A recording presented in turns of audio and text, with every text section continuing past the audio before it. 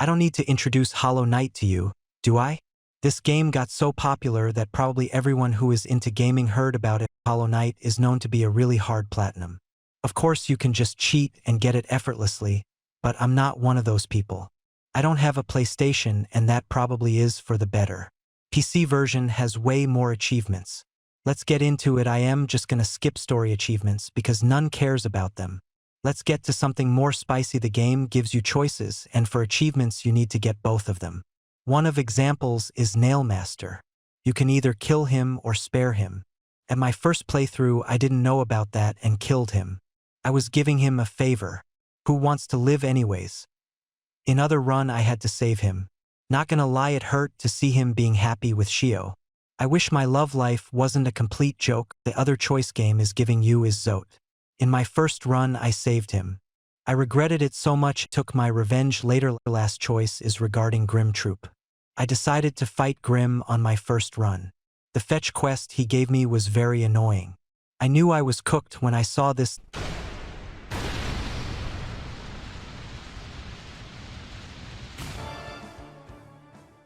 This fight took me 2 hours. Fight isn't that hard once you learn how to respond to every attack. It's an elegant fight. It is my favorite fight in the game. Also, the music is fantastic. The first time I fought Mantis Lords I thought that this fight is rather simple and I could even take 3 of them at the same time. All the other bosses weren't hard or even interesting. Now I can give you 10 seconds to guess who was the boss that took me the longest to beat.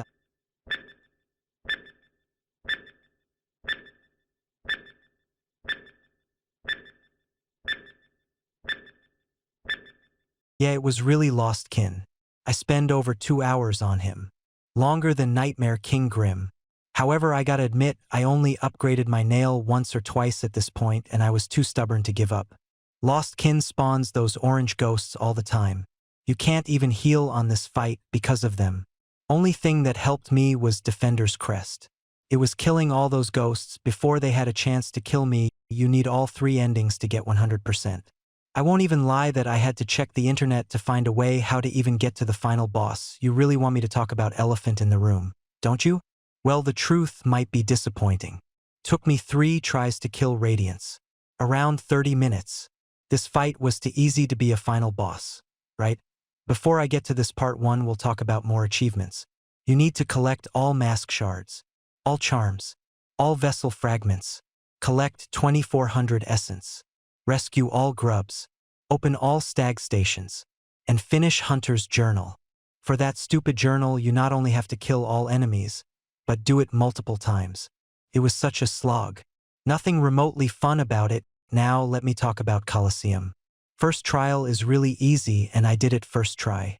Second was a bit more difficult, but it still took me only 2 tries. However, trial 3, it sucks. You have to fight enemies without having a floor. You can only jump from wall to wall. There was nothing more I could do.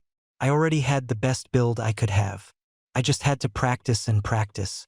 I have no idea how long it took and I'd rather not to know. Finally, it was time for part 1. Was scared the most of Pantheons. First 3 aren't even that interesting. I only had problems with Oro and Matto. I even managed to defeat Sly on my first try. I wasn't expecting that, but I did. It was finally time to face Pure Vessel. Hollow Knight is a joke compared to him.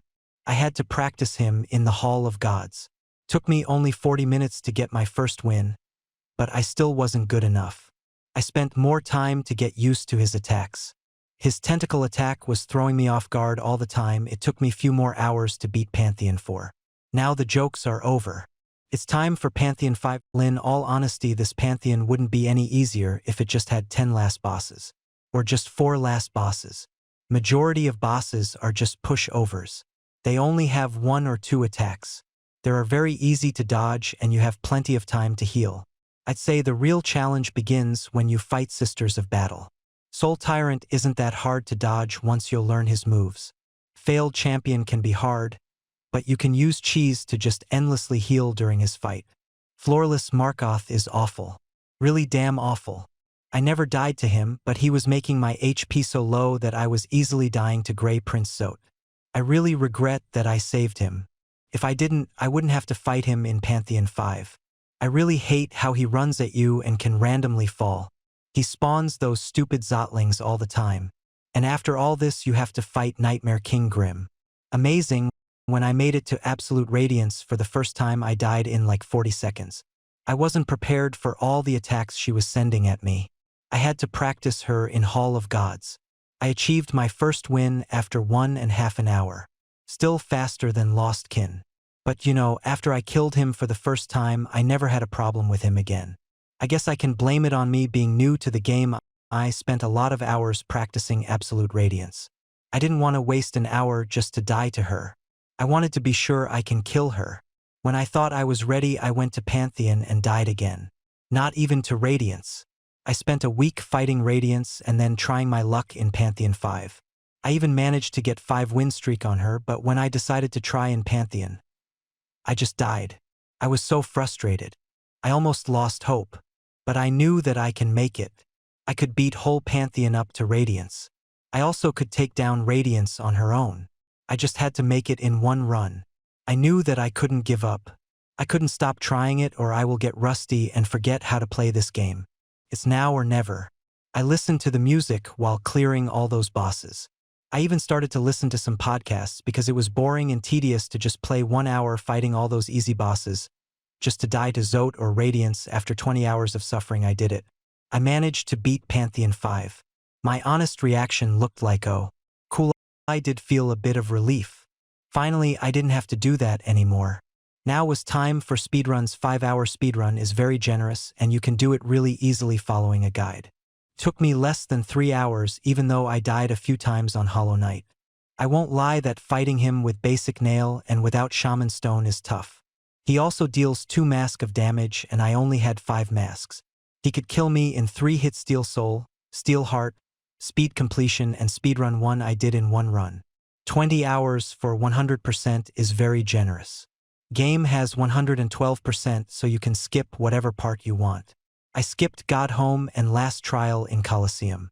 I also skipped 1 mask and 1 Soul Vessel and Seer Ascension. Once you beat Pantheon 5, those speedruns aren't anything hard. You already know how to beat every boss in the game and you don't even fight the hardest ones. Only hard bosses are dream ones, but you can't even die on them and you don't even need to do them. However, I will admit that I lost 1 run during parkour to Shio's house. I never wanted to kill myself more than during this situation. I also lost 1 run in Mantis Lord's fight. I'm so mad at myself for losing at such an easy fight I already had mastered. Well, that's it. I really like Hollow Knight and can recommend it. It is hard to beat Pantheon 5, but it definitely feels rewarding. Took me 106 hours to complete Hollow Knight. You can decide if it's short or long now, we just need to wait for Silksong. I will surely try to 100% this game as well. Peace out.